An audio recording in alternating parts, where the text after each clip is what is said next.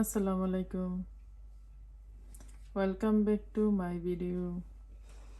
আজকে আমি নিয়ে আসলাম চিরা দিয়ে, আম দিয়ে, বানানা দিয়ে একটা অনেক ইয়ামি ডিজার্ট, সাথে ফ্রেশ নারকেল আছে।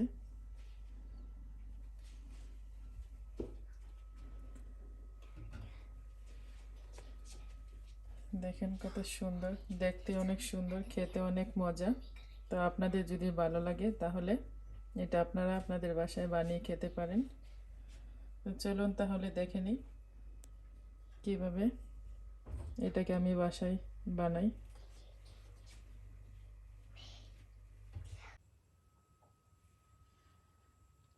এখানে একটা পাতিলা নিয়েছি, তারপর দিয়ে দিব 1 cup milk, full fat milk নিয়েছি। তারপর দিয়ে দিব 2 টিস্পুন গুঁড়া দুধ।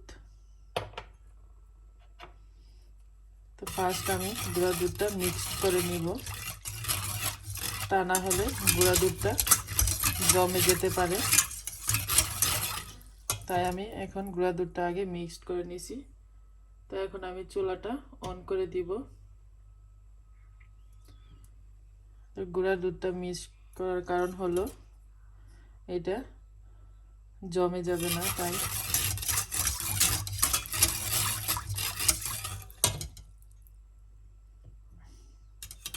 এখন দুধটা বলক আসবে, তারপর দিয়ে দিব সুগার।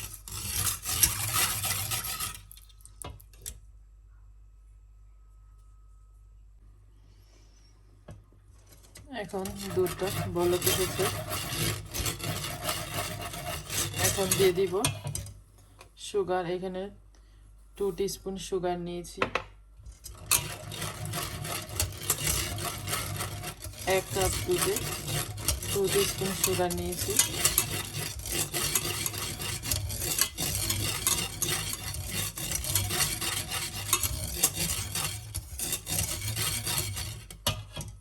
তো এখন দুধটা জাল ফিনিশ, এটাকে আর ঘন করব না। এখন এটাকে ঠান্ডা করে নিব।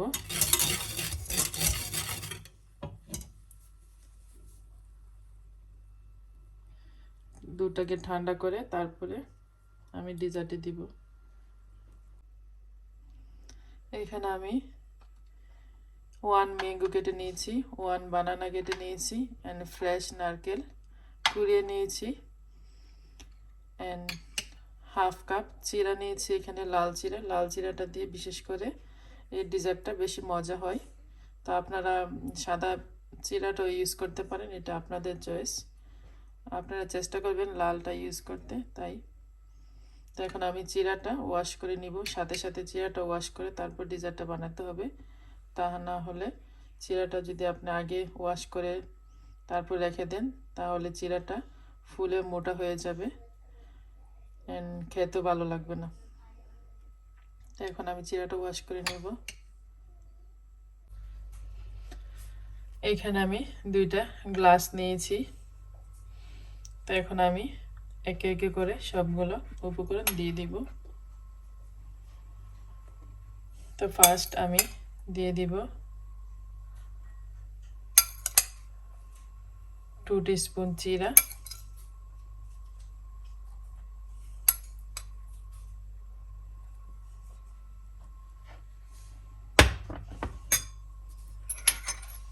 তারপর দিয়ে দিব আমি 1 টিস্পুন ম্যাঙ্গো,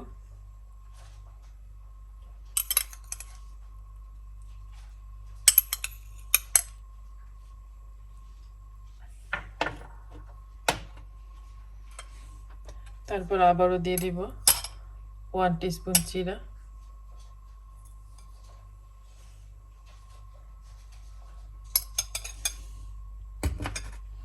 তারপর দিয়ে দিব এখন বানানা 2 টিস্পুন,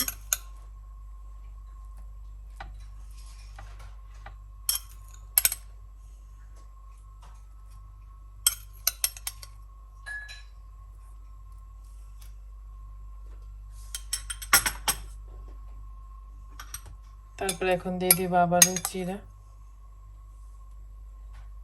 1 টিস্পুন,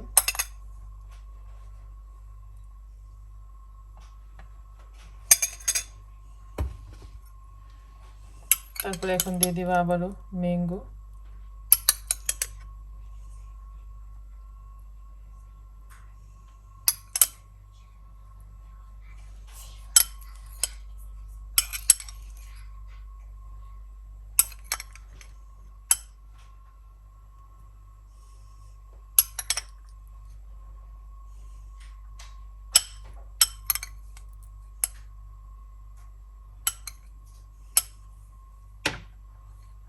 তো এখন আমার ম্যাঙ্গোটা দেওয়া প্রায় ফিনিশ।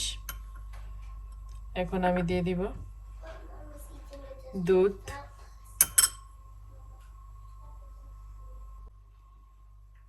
এখন দিয়ে দিব দুধ, জাল করে রাখা দুধটা,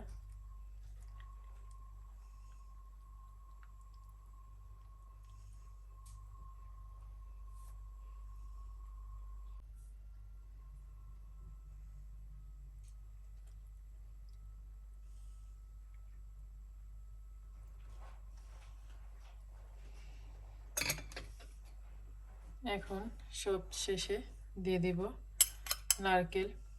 তো আপনারা চেষ্টা করবেন ফ্রেশ নারকেলটা নেওয়ার জন্য, তাহলে অনেক মজা হবে।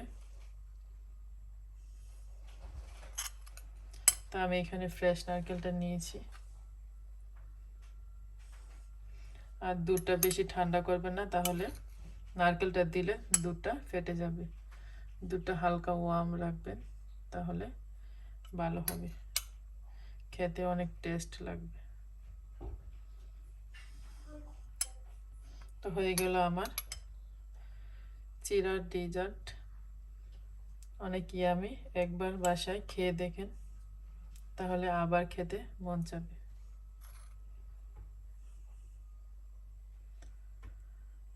তো সবাই ভালো থাকেন, আল্লাহ হাফেজ।